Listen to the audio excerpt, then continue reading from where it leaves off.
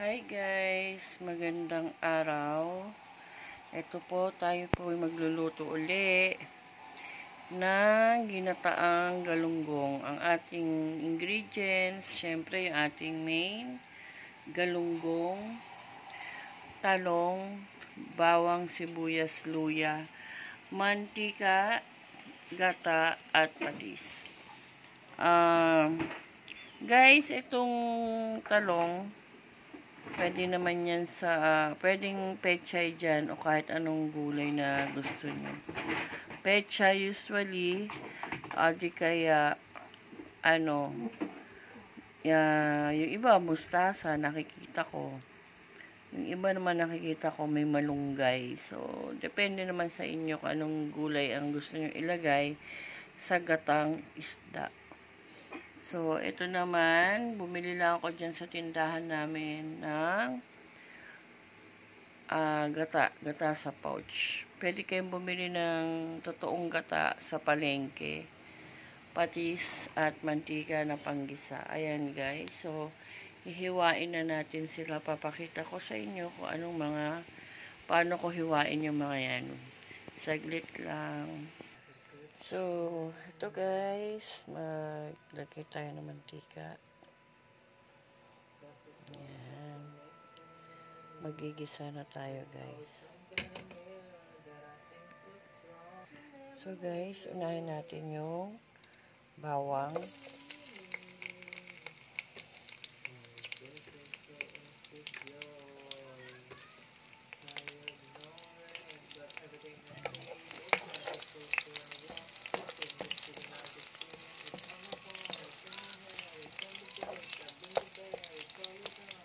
Yan natin brown yan guys.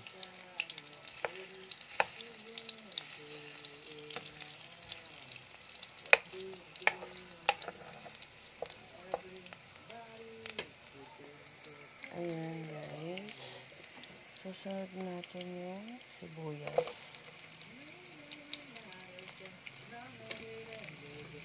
Hanggang maging yan, translucent.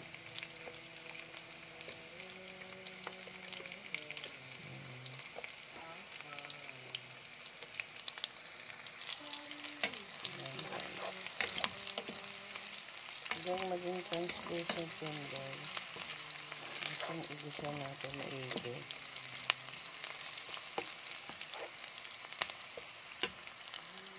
Natin ay yung ating luya.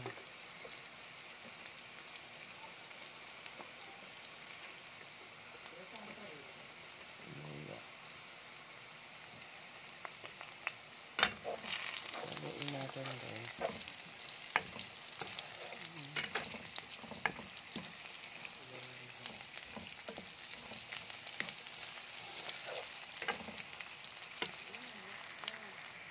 So guys, nakakita ko ng alamang sa aming rep. Lalagyan ko siya ng alamang. Ito naman optional lang naman ito. Nasa sa inyo kung lalagyan nyo ng alamang. No? Ako kasi gusto ko may alamang. Yung aking gata. Optional lang yun guys. So, nilagyan ko siya ng konting alamang.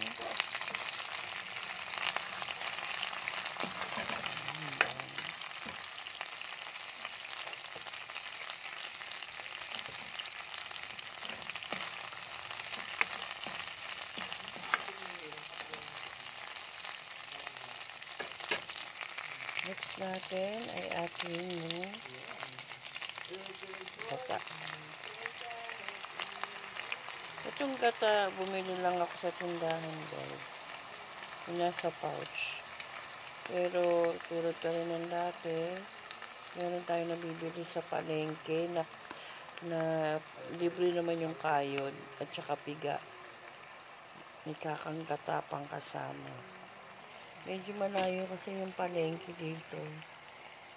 Kaya sa tindahan na lang kami bumili ng gata sa pouch. Ano kaya yung nasa lata, pwede rin.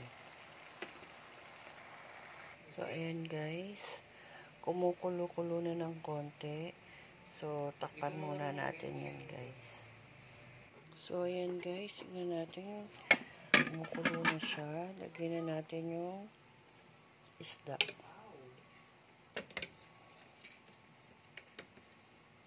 Actually guys, hinati ko yung galunggong sa dalawa.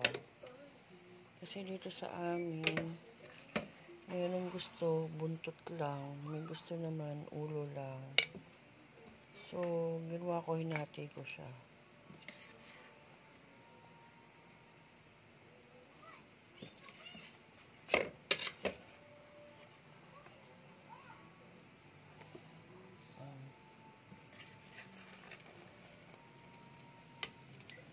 Pwede naman guys, hindi nyo hatiin yan.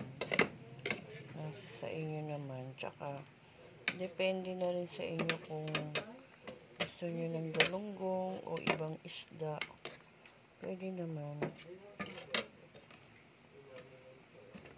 Nagkataon lang guys na galunggong yung nabili ko kanina sa naglalako dito sa may amin. So guys, ayan. Nilagay ko na yung ating galunggong. Takpan natin uli.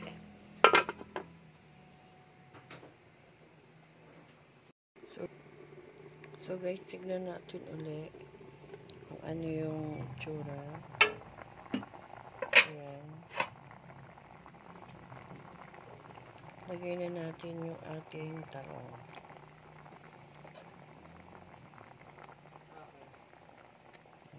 Kalat natin para ilulubog na lang natin siya sa sa pinaka-sauce niya.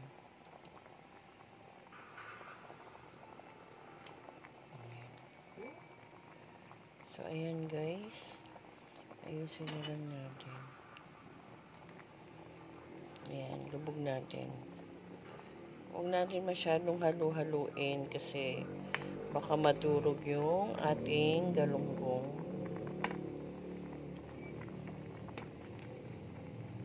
So, ayan guys. So, ayan guys. Tignan natin. Ayan, dito na siya. Wow, ang sarap niyan guys. Try nyo. Masustansya yan. Yung gulay, depende naman sa inyo kung anong gulay yung ilalagay nyo. So, hanguin natin yan guys. So, pakita natin paghango na. So, ayan guys, luto na siya. So, masarap yun sa kanin. So, see you next vlog guys. Try nyo pong lutuin yan, masarap. So, please like and share guys. Thank you so much. Bye. See you next vlog.